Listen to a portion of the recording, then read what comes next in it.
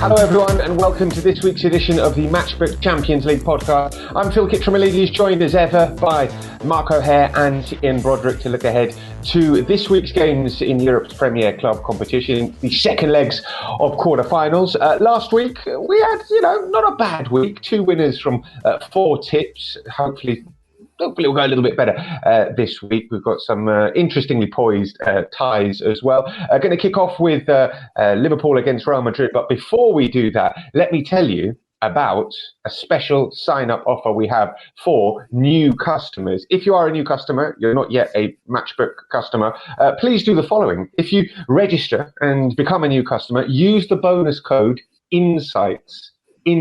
Why? Because you'll get 0% commission on all sports for 30 days from registration. Bonus code INSIGHTS, 0% commission on all sports for 30 days. Well worth doing. It's for new customers only. Obviously, you have to be over 18, and please, as always, very important, please gamble responsibly. So we are going to kick off with Liverpool against Real Madrid, a match which brought us a winner last week. Brothers really fancied the goals in this, and so proved the case as Real Madrid won by 3-1. You can get Liverpool to win at evens, Real Madrid to win at Anfield at 3.66, and the draw at 4.15. On the handicaps, Liverpool minus a goal head start 1.95, Real Madrid with a plus half a goal head start at 1.92. The goal line is 3, overs is at 2.04, unders is at 1.84. It was Brothers who nailed a winner in this game last week, but we're going to Mark first for this, and we feel like there might be more goals in this, Mark.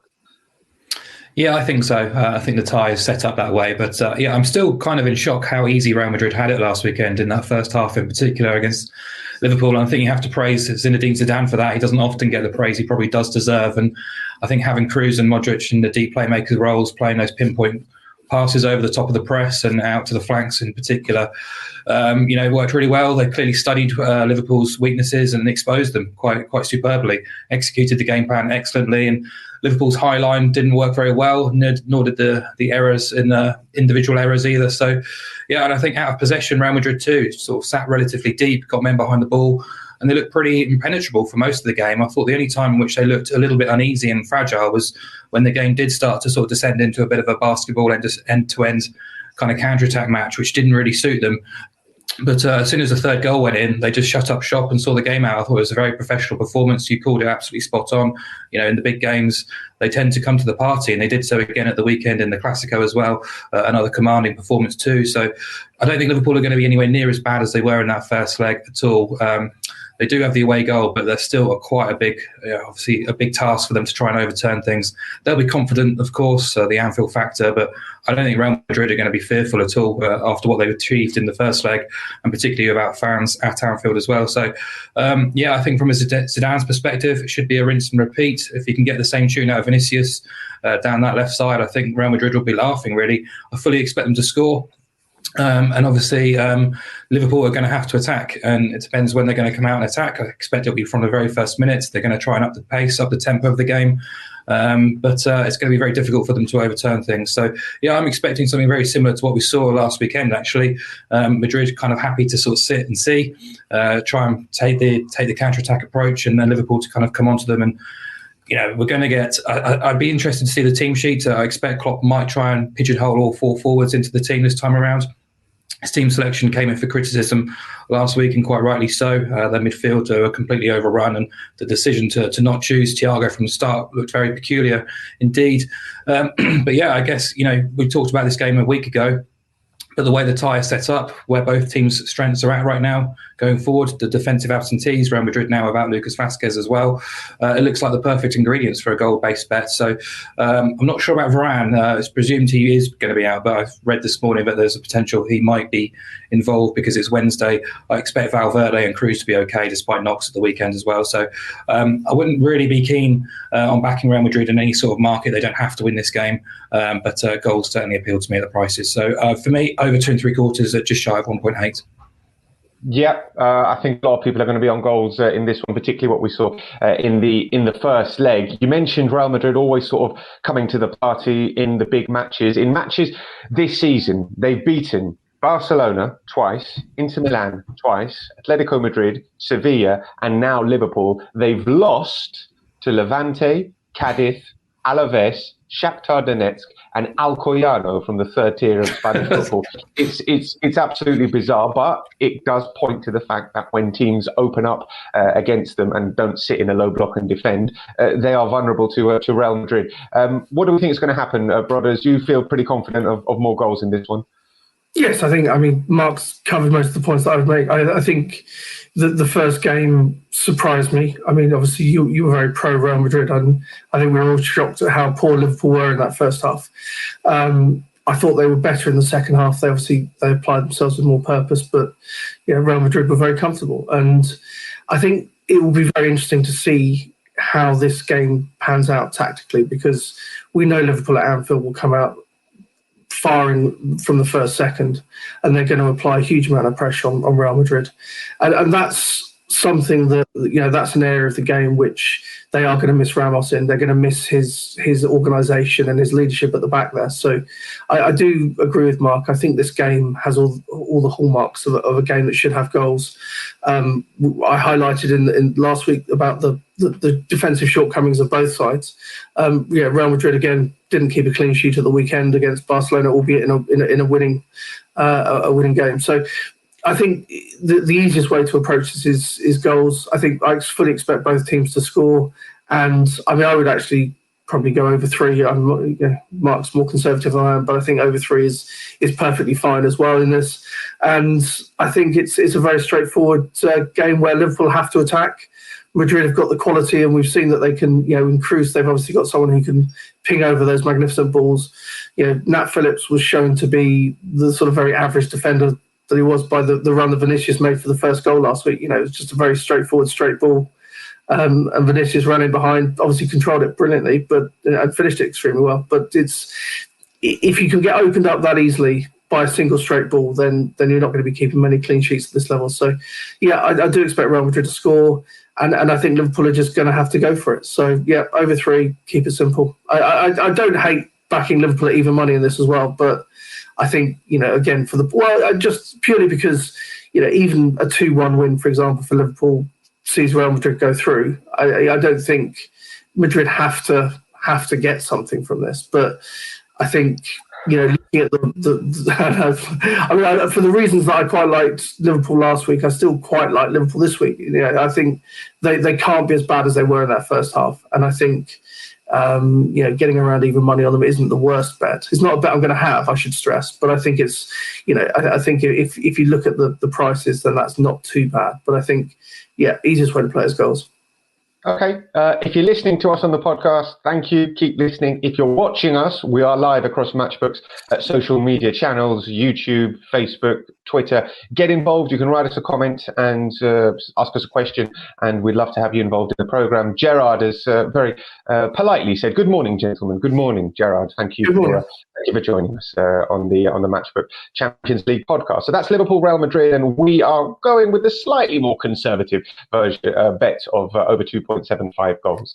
Let's move on to discuss another game taking place this week. Borussia Dortmund lost 2-1 in the first leg against Manchester City in a game that was a bit closer than we thought it might be. You can get Dortmund at 5.1 to win this week. Manchester City at 1.68, and the draw, which would see City progress, at 4.25. On the handicaps, Borussia Dortmund with plus 3.25 goals start at 2.05.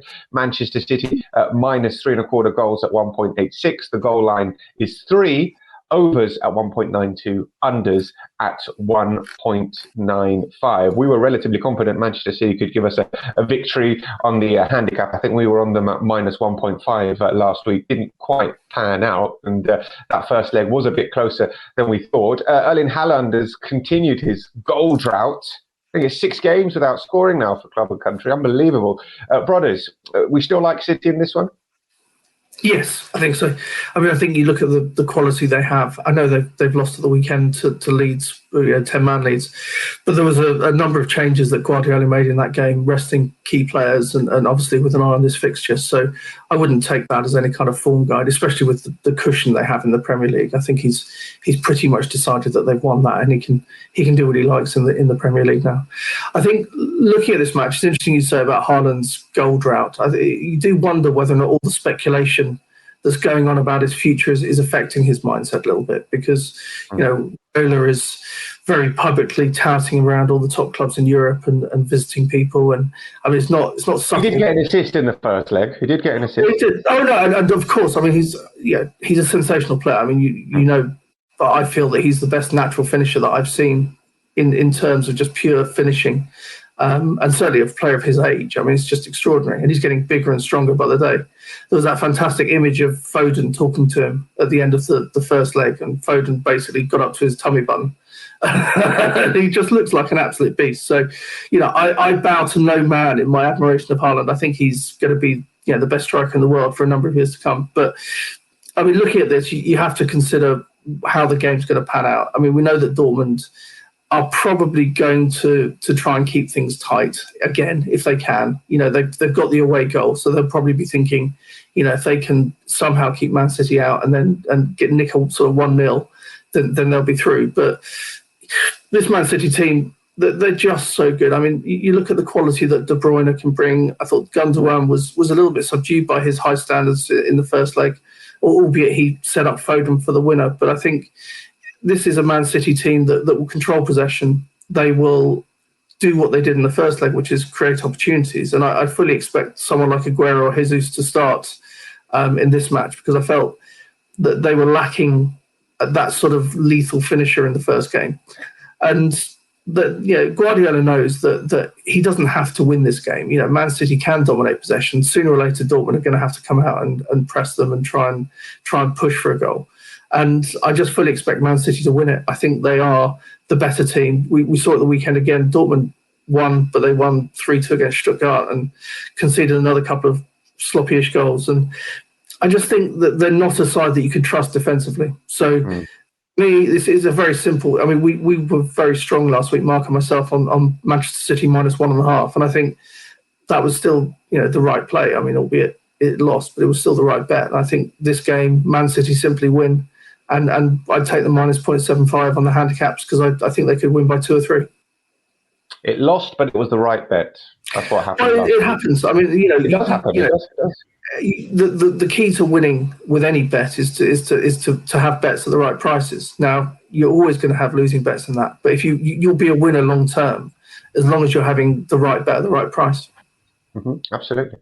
You're quite strong on this, as you were last week with that handicap bet. And Mark, it's generally a good sign when the two of you strongly agree on the same bet, which is what happened last week, although it didn't win. This week, I think you're in agreement as well.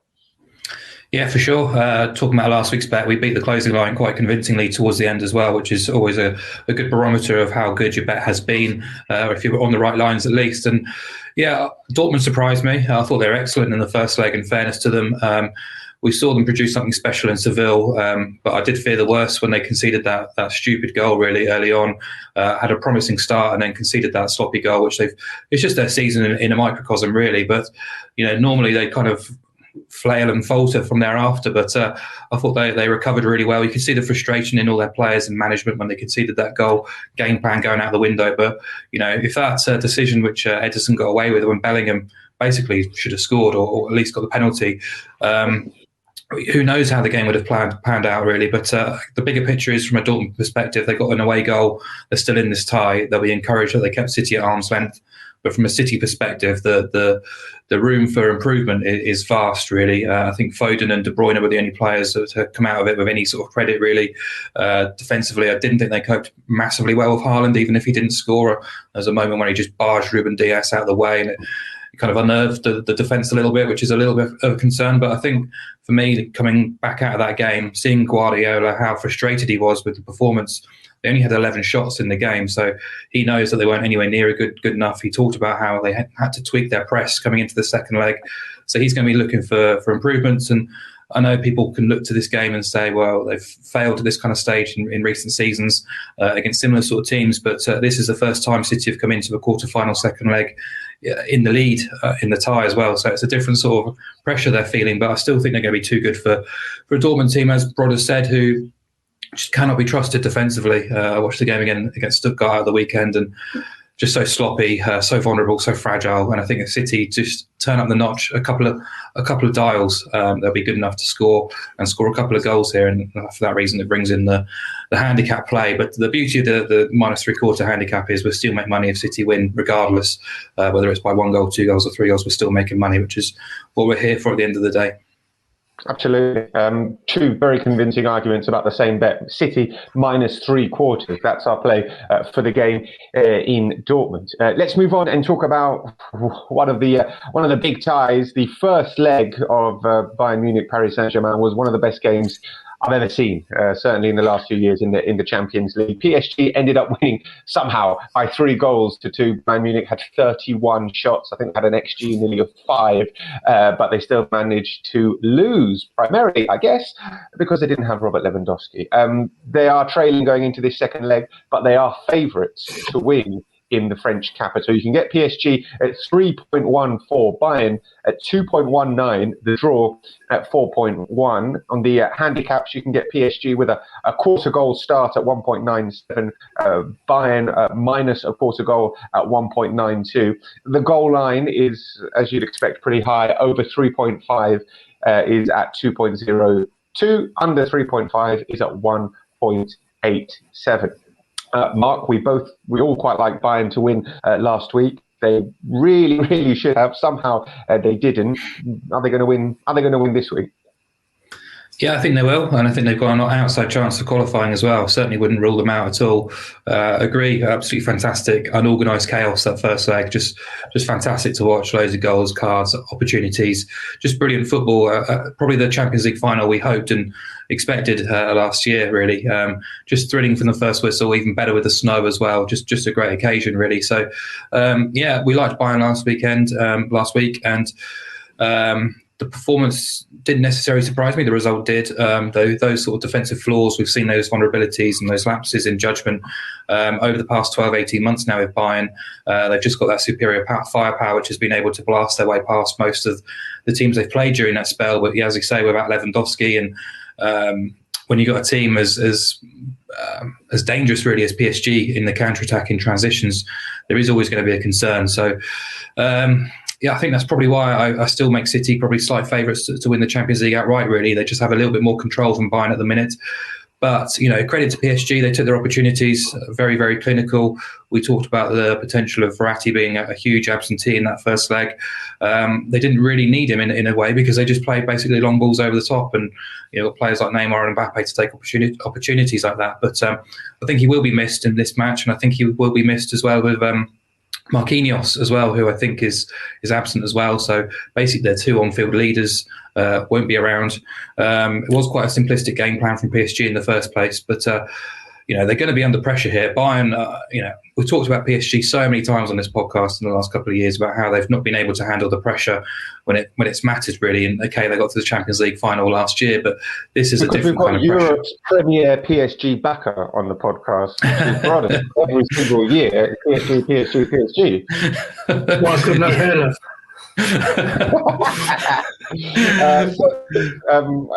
You're opposing PSG this week as well. No, well, actually, just one point. Mark said that Verratti. I'm not sure he's aware, but Verratti has been. I think he's been. Yeah, and Florenzi. So him and Florenzi have both been COVID negative. So that's clearly going to be Frederick. Yannick has just mentioned that as well. Thank you, Frederick. So I think, Mark makes some good points. I think in terms of this game, it's going to be interesting because, we know that Bayern are going to create a ton of chances again, almost certainly, because of the way they play. And it's going to be simply a case of, do you trust their front line to convert those chances? Now, Choupo-Moting scored a goal in the first leg, but Bayern had a huge XG, as you mentioned, just under 5. And I just, from a sort of betting perspective, I find this game quite tricky because I think Verratti will improve PSG defensively considerably. I think Florenzi here nor there. I think he's better going forward potentially. But, in terms of their defensive shape, I think PSG will be stronger with Verratti in there. Do I trust Bayern to score 2, 3? Probably not. I mean, I think, PSG will do what they did in the first leg. They'll, tactically, again, I think it'll be interesting to see if Flick finally decides to abandon his high line, because he's been very, very consistent since being there. He's, basically ignored the opposition and has been happy to play this high defensive line. And it's been working superbly, for his whole time there. But in that first leg, as Mark said, PSG were able to undo them with some fairly straightforward long balls. So, excuse me. I just think it's one of those games where we may see a bit of a tactical surprise. I think Flick may decide to sit a bit deeper and try and negate those long balls over the top, which, again, we're guessing. So, I mean, I just sort of trying to interpret what he could look at from his side. So, yeah, I like Bayern to win the game. I mean, for the reasons that Mark's touched on. I am a PSG, I wouldn't say fan necessarily, but I do support them. Fanboy. I back them anti-post for this again, obviously. And, Mark mentioned the final we hoped we had. I mean, my God, I really hope that was the final last year, because I'd have had a winner.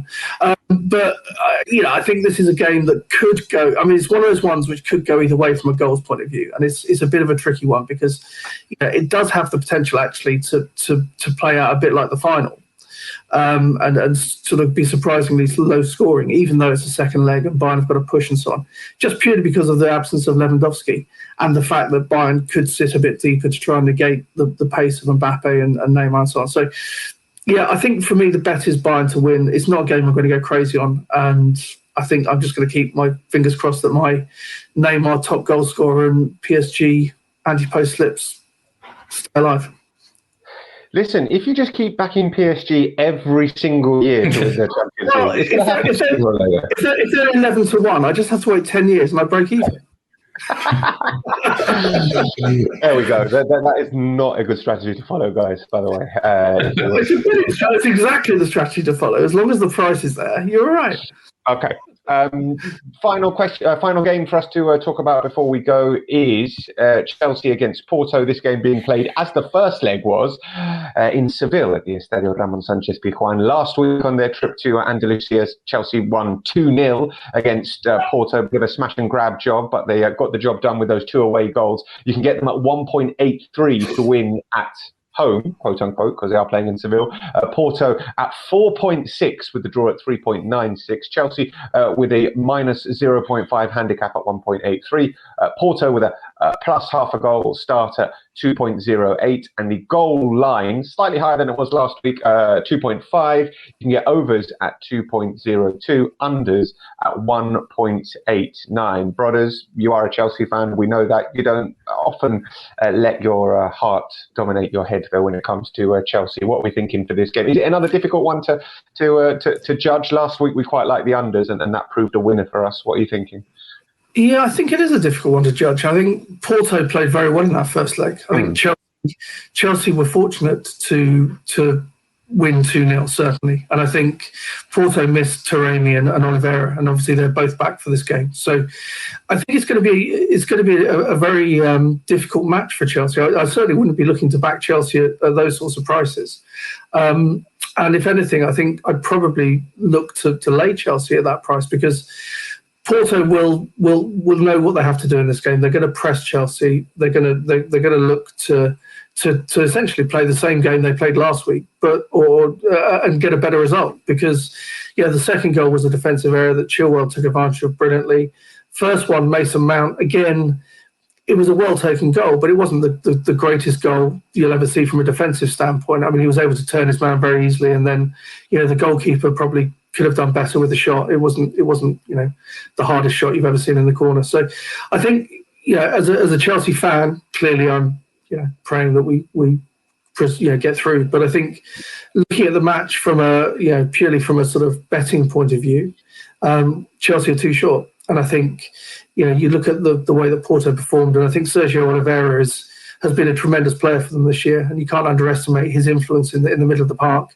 Taremi is a very good finisher, who was brought in to try and address their striking issues, and has started to really find his feet in the second half of the season. So, for me, it's not one again that I'd want to be strongly involved with. I mean, as a fan, but also just from a betting perspective. So, I think looking at it, I would probably have a small lay of Chelsea.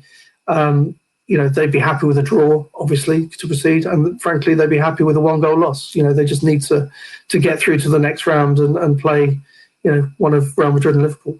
Okay, there we go. I told you that he doesn't let his heart rule his head. Potentially lay Chelsea in this game. Mark, you were quite strong on the under 2.25 last week. That gave us a little win as well. Similar play this week, I guess. Similar-ish. I do disagree with Brodders in terms of the match prices itself. I'd much rather be with Chelsea than Porto. Absolutely called. He was spot on in how the first leg played out. Really, it was, I think Porto were pretty voracious in their approach and very, very decent, and the scoreline was very, very harsh on them too. You're going to get total buy-in from them again in terms of all the sort of unmeasurables of organisation and passion and application and hard work, etc. And clearly they're going to be a little bit stronger in terms of personnel too. However, this is just Chelsea and Tuchel all over, really. 2 goals up, able just to control the tie and see the game out, really. They were in a very similar position against Atletico Madrid, who I think we'd all agree are a couple of notches higher than Porto and the European football ladder. So I can see this game sort of playing out exactly the same way as the second leg did against Atleti too. Chelsea know how to defend with and without the ball. Under Tuchel, they've got an unreal squad, just ridiculous depth. It's hard not to see them scoring again, because at some point in time, Porto are going to have to attack and kind of chase the tie, chase the game as well. They scored first in both legs against Juventus, so they're not really have been in this position where they've had to chase ties. And as well, if you look, we talked about it last week, the goals that they did score against Juventus were defensive errors or from set pieces, really, penalties and free kicks. So they haven't created a huge amount from open play either. So Chelsea absolutely are suited to managing matches, absolutely suited to keeping the ball. The West Brom game was a complete anomaly, really, from what we've seen under Tuchel as well. So, I'm not expecting a goal-filled game, but I looked at the Chelsea price and I thought that's absolutely fair enough for a game at neutral venue. They basically hold all the aces here. It's up to Porto to come out and attack, and if they do, I think Chelsea have got the abilities really to hurt them too. So the prices aren't too dissimilar to what they were last midweek even. Sure, Chelsea were fortunate to win that game by a 2-goal margin, but it just comes down to ability, isn't it? And individually, they're a class apart, really. So, under 2.5 does probably appeal as well. However, second leg, anything can happen, really. So you don't really want to be backing the unders too heavily there. But if I was forced to, I'd probably look at something to do with Chelsea combined with under 3.5 goals, which will be available on the Matchbook site before the game as well. Be a bigger price if you put not forcing you. Not forcing you, man. No, just go with your instinct. I'm not forcing you here. Chelsea's defensive record in Europe is ridiculous. 7 clean sheets in 9 games, which is unbelievably impressive. And Porto had 5 clean sheets in their last 8 games as well. So, no one's asking me, but if you do, I'm going with unders. So there we go. Before I get the guys' best bets of the week, here is our bet recap so far. We like overs in Liverpool, Real Madrid, over 2.75. We like Man City, with minus 3/4 goal handicap. We like Bayern to win. And we quite like under 2.5 goals in Chelsea against Porto. Certainly I do anyway. And the guys potentially could be convinced as well. Before we go, best bets then of the week. I'll go with, who did I go with last week first? Do you remember? I don't. I'll go with Mark. There we go. Mark. It was me last week, so it's Brothers' turn. Brothers, it's your turn, Brothers, then to go first. I'm going to try and guess what Mark was doing now. I would have, to me, it's a tricky week for me, and I think the one standout bet is goals in the Liverpool versus Real Madrid games. I think that would be the one I would have. Okay, it's good when you both have the same best bet as well, because it means it's a really good bet. Mark is shaking his head. What's your second best bet of the week then, Mark? Assuming that goals in Liverpool, Real Madrid. Goals at Liverpool. I'll take Man City with the handicap. As I said earlier, if you're getting paid out for Man City just winning the match, I think that's absolutely fine. Okay, there we go. Those are our 4 matches in the Champions League this week predicted. Hope you've enjoyed the show. Hope you enjoy the games as well. We'll be back soon before the semi-finals to preview the first leg in those games. So make sure you join us then. And if you haven't already, subscribe to the Matchbook Champions League betting podcast on your preferred podcasting app. We'll see you soon. Bye-bye.